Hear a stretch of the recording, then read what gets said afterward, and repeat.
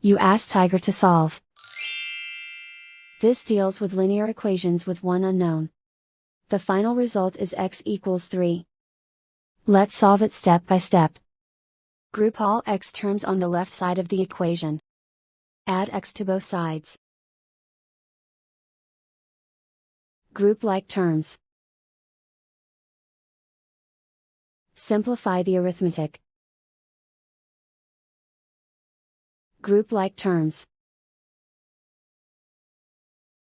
Simplify the arithmetic.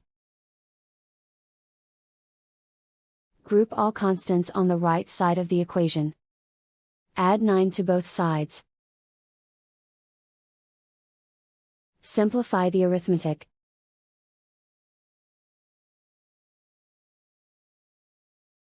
Isolate the x. Divide both sides by 5. Simplify the fraction.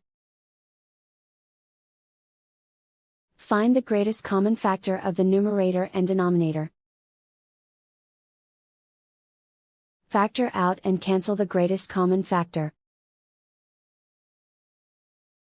And so the final result is x equals 3.